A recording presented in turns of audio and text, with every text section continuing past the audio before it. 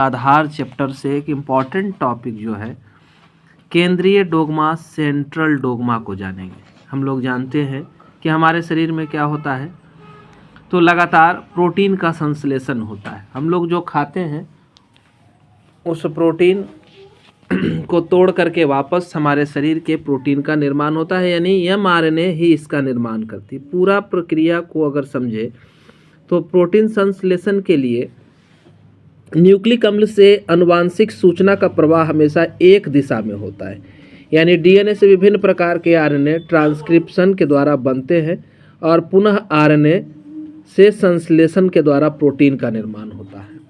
हमारे शरीर में प्रोटीन निर्माण का अर्थ ये है कि हमारे शरीर के अंदर जितने सारे ज़रूरी चीज़ है, एंजाइम, हार्मोन, है ना, विटामिन्स वगैरह जो भी बनते हैं हमारे शरीर के अंदर, कोई भी चीज़ बनता है तो उन सारे चीज़ों के निर्माण की प्रक्रिया जो है प्रोटीन संश्लेषण के द्वारा ही होती है। होता क्या है कि हमारे शरीर में कब क्या बनना है इसकी सूचना सेल निर्धारित करता है। इसे मान लेते हैं हमारे पाचन तंत्र के अंदर जो है वो भोजन जाने के बाद पाचन के एंजाइम का अगर स्राव होना है तो वहाँ के सेल्स जो है उसके केंद्रक जो है उसके डीएनए जो है वो कोडेड इन्फॉर्मेशन देते हैं, है ना।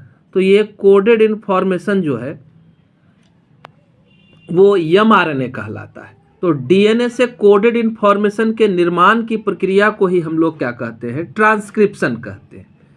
और जब आरएनए एमआरएनए बन जाता है तो ये एमआरएनए केंद्रक से निकल करके साइटोप्लाज्म में आता है, जहाँ राइबोसोम प्रेजेंट रहता है और ये राइबोसोम इस एमआरएनए को ग्रहण करते हैं और फिर इससे इच्छित प्रोटीन का निर्माण होता है, यानी एंजाइम, हार्मोन, जो भी जरूरी चीज़ बनना होता है उनका निर्माण होता है।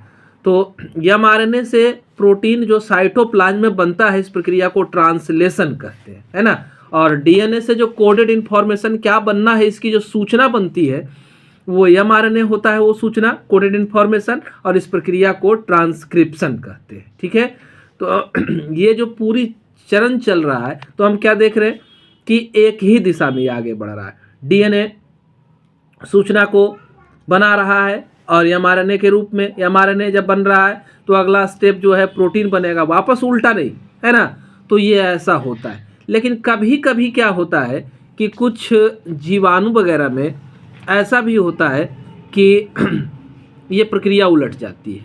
उलट जाने के मतलब रिवर्स ट्रांसक्रिप्शन होता है। ये क्या है भाई, तो पहले डीएनए से क्या होता है, कोडेड इन्फॉर्मेशन एमआरएनए का निर्माण होता है।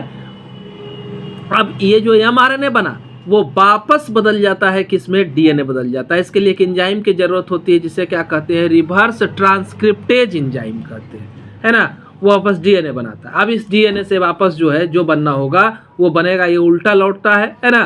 तो इस प्रक्रिया को हम लोग रिवर्स ट्रांसक्रिप्शन का नाम देते हैं और इसकी जानकारी जो है एच टेमिन और डी बॉल्टिमोर ने 1970 में दी थी। ठीक है, तो ये हमारा है। अब यहाँ पर सेंट्रल डोगमा को शॉर्ट पे भी हमने लिखा है कि सेंट्रल डोगमा क्या है, तो डीएनए में जो मौजूद आनुवांशिक जानकारी होती है उससे प्रोटीन का निर्माण करता है, यानी डीएनए में मौजूद आनुवांशिक जानकारी जो है वो ट्रांसक्रिप्शन के जरिए एमआरएनए में जाती है और फिर एमआरएनए से ट्रांसलेशन के जरिए ये राइबोसोम में जाकर के पॉलीपेप्टाइड चेन या प्रोटीन का निर्माण करता है ना।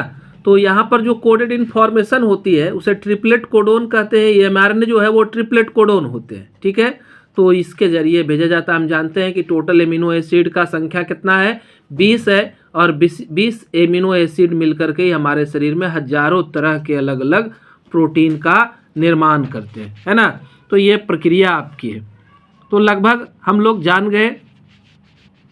कहता है फ्रांसिस क्रिक ने सबसे पहले डीएनए द्विगुणन के अलावा अपनी सूचना को एमआरएनए द्वारा कोशिका में भेजता है इसकी जानकारी दी थी, है ना। और हम ये भी जानते हैं कि एमआरएनए का रिसीवर कौन है साइटोप्लाज्म में, तो टीआरएनए जो है वो क्या करता है, ग्रहण करता है ना। तो इस तरह से तीनों पार्ट को यहाँ तोड़ के भी लिख दिए हैं, रिप्लिकेशन, प्रतिलेखन और स्थानांतरण। तो आपको लिखना अगर है तो मैंने पहले जो बोला उतना ही आप सेंट्रल डोगमा में लिख सकते हैं। क्या लिखेंगे, तो डीएनए से सूचना जो है वो ट्रांसक्रिप्शन के द्वारा एमआरएनए में, एमआरएनए से जो सूचना है वो राइबोसोम में जहाँ पर प्रोटीन का निर्माण होता है, इस प्रक्रिया को ट्रांसलेशन कहते हैं। इतना चरण जो एक दिशीय होता है, इसी को हम लोग क्या कहते हैं, सेंट्रल डोग्मा, केंद्रीय डोग्मा के नाम से जानते हैं, है ना। तो ये इस तरह से हम लोगों ने पूरा कंप्लीट किया सेंट्रल डोग्मा को। वीडियो पसंद आए लाइक बटन जरूर दबाएंगे। नए नए वीडियो चाहते हैं तो हमारे चैनल से जुड़ने के लिए इसके सब्सक्राइब करेंगे।